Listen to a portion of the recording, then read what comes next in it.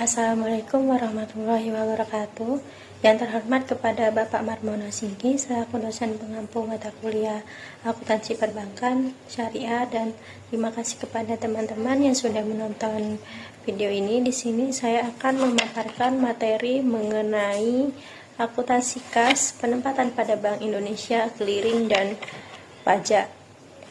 Dimana sebelumnya perkenalkan terlebih dahulu, nama saya Iva Damayanti dengan akhiran NIM 230803102. Di sini saya akan menjelaskan mengenai kas. Kas adalah mata uang kertas dan logam, baik dalam valuta rupiah maupun valuta asing yang masih berlaku sebagai alat pembayaran yang sah. Nah, perubahan posisi saldo kas ini di bank dapat disebabkan oleh beberapa hal, diantaranya yang pertama itu penyetoran dan penarikan tunai oleh nasabah, yang kedua penyetoran kepada Bank Indonesia atau penarikannya dari rekening bank yang bersangkutan di Bank Indonesia, yang ketiga penggunaan untuk transaksi internal bank seperti untuk dana kas kecil, pembayaran biaya-biaya operasional, biaya gaji dan sebagainya. Selanjutnya mengenai kas kecil. Kas kecil adalah sejumlah uang tunai yang disediakan oleh bank untuk pembiayaan pengeluaran operasional yang relatif kecil dan rutin, seperti pembiayaan konsumsi, pembiayaan transportasi, dan biaya langganan koran, biaya listrik, biaya air, dan sebagainya. Selanjutnya di sini ada akuntansi kas untuk penyetoran dan penarikan uang nasabah melalui teller. Nah, variasi transaksi penyetoran dan penarikan oleh nasabah melalui teller itu didasarkan pada lokasi. Nah, berikut ini akan ditujukan bentuk jurnal pada masing-masing lokasi tersebut, di mana pada transaksi setoran kas di cabang sendiri itu, transaksi setoran cabang sendiri adalah transaksi di mana seorang nasabah memasukkan uang untuk rekening yang berasal dari kantor cabang tempat uang itu dimasukkan. Misalnya pada tanggal 2 Agustus 20X9 itu Ibu Yanti, nasabah Bank Syariah Mandiri cabang Pekanbaru, melakukan setoran tunai di kantor cabang Pekanbaru ke rekeningnya sebesar 250.000. Nah, berikut jurnal di kantor cabang tempat transaksi cabang Pekanbaru. Pada tanggal 2 Agustus 20X9 itu rekeningnya debit kasnya itu sebesar 250.000, terus kreditnya itu rekening nasabah Ibu Yanti tersebut sebesar 250.000. Kemudian untuk transaksi penarikan kas di cabang sendiri itu, transaksi penarikan di cabang sendiri adalah transaksi di mana seorang nasabah menarik uang dari rekening yang berasal dari kantor cabang tempat uang itu ditarik. Misalkan pada tanggal 4 Agustus 2020X9 Ibu Yanti itu nasabah Bank Syariah Mandiri cabang Pekanbaru melakukan penarikan tunai uangnya itu di kantor cabang Pekanbaru sebesar 100.000. Nah, untuk jurnal di kantor cabang tempat transaksi penarikannya itu seperti berikut. Nah, pada tanggal 4 Agustus 20X9 itu debitnya itu rekening nasabah Ibu Yanti sebesar 100.000 kredit. Selanjutnya untuk transaksi setoran kas ke cabang lain tuh pada tanggal 7 Agustus 2009 itu Ibu Yanti melakukan setoran tunai di kantor BBM cabang Pekanbaru ke rekening BSM itu atas nama Syaza di Yogyakarta sebesar 150.000. Maka jurnalnya adalah sebagai berikut, di mana jurnal di kantor cabang tempat transaksi penyetoran itu di mana itu cabang Pekanbaru pada tanggal 7 Agustus 20X9 itu rekeningnya itu debitnya itu kas sebesar 150.000, terus kreditnya itu rekening cabang Yogyakarta sebesar 150.000. Untuk jurnal di kantor cabang pemilik rekening itu pada tanggal 7 Agustus 20X9 itu di mana debit rekeningnya itu cabang Pekanbaru sebesar 150.000 dan rekening nasabahnya itu dikredit sebesar 150.000. Di mana untuk transaksi penarikan kas di cabang lain itu pada tanggal 10 Agustus 2009 itu Ibu Yanti, nasabah Bank Syariah Mandiri cabang Pekanbaru melakukan penarikan di Bank Syariah Mandiri cabang Padang sebesar 50.000. Maka jurnalnya adalah di mana jurnal di kantor cabang tempat transaksi penarikan itu pada tanggal 10 Agustus 20X9 itu debitnya rekening cabang Pekanbaru sebesar 50.000 dan kreditnya kas kreditnya itu kas sebesar 50.000. Untuk jurnal di kantor cabang pemilik rekening itu pada tanggal 10 Agustus 2020-9 itu debitnya rekening nasabah Yanti sebesar 50.000 dan kreditnya tuh rekening cabang Padang sebesar 50.000. Dimana untuk akuntansi kas melalui automatic teller matching itu atau disebut dengan ATM, pengisian kas ATM itu transaksi pengisian kas ATM merupakan transaksi bank mengisi kas yang terdapat dalam ATM. Misalnya tuh pada tanggal 12 Agustus 2009 tuh BSM itu cabang Jakarta melakukan pengisian ATM-nya sebesar 100 juta.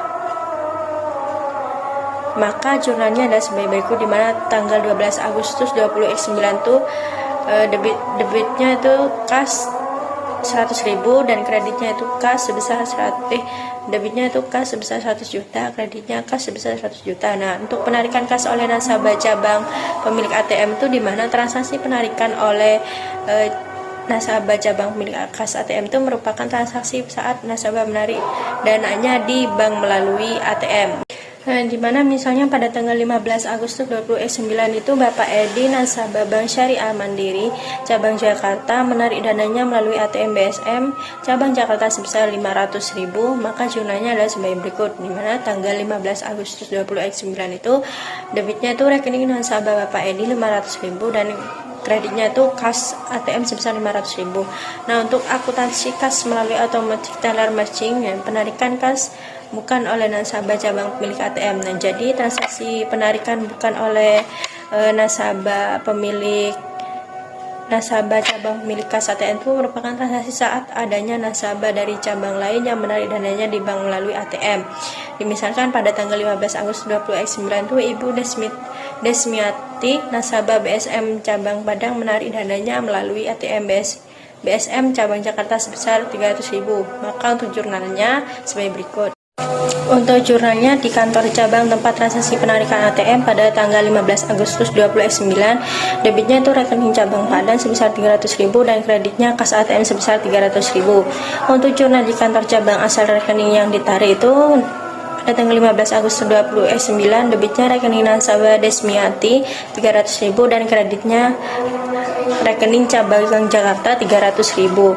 Nah, untuk penempatan pada Bank Indonesia itu dimana transaksi penempatan pada Bank Indonesia pada tanggal 1 Agustus 20 SA Bank Murni Syariah itu cabang Padang menyetor tunai untuk giro di Bank Indonesia sebesar 1 miliar.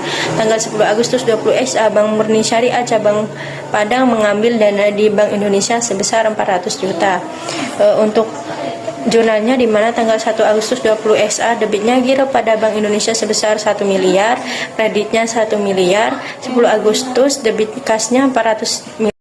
Untuk jurnalnya pada tanggal 1 September 2009 debitnya itu SBI Syariah sebesar 3 miliar dan kreditnya giro pada Bank Syariah sebesar 3 miliar. Untuk pada tanggal 5 September 2009 debitnya FSB sebesar 500 juta dan kreditnya giro pada Bank Indonesia sebesar 500 juta. Untuk tanggal 5 Oktober 2009 debitnya giro pada Bank Indonesia 500 juta dan kreditnya FSB 500 juta. Pada tanggal 1 Desember 2009 debitnya giro pada Bank Indonesia sebesar 3 miliar dan kreditnya FSB sebesar 3 miliar. Untuk transaksi clearing, di mana clearing adalah sarana perhitungan utang piutang antara bank melalui penyerahan suatu surat berharga seperti cek, bilet giro, dan wesel yang diselenggarakan oleh Bank Indonesia. Tujuannya untuk menyelesaikan kewajiban antar bank secara efisien tanpa perlu pembayaran tunai langsung. Di sini ada contoh transaksi clearing di mana tanggal 5 Juli 20 SA Bank Murni Syariah itu menerima tagihan dari Bank Peduli Syariah sebesar 200 juta untuk beban Bapak Rahmat. Nah, tanggal 6 Juli 20 SA itu Bank Murni Syariah menyerahkan wakat clearing ke Bank Indonesia pada tanggal itu juga. Clearing dinyatakan berhasil sebesar 300 juta untuk keuntungan rekening giro Bapak Samsul, di mana untuk jurnalnya pada tanggal 5 Juli 20 SA debitnya giro Ahmad sebesar 200 juta, kreditnya giro Bank Indonesia sebesar 200 juta, dan tanggal 5 Juli 20 SA itu debitnya giro pada Bank Indonesia sebesar 300 juta dan kreditnya giro Samsul sebesar 300 juta.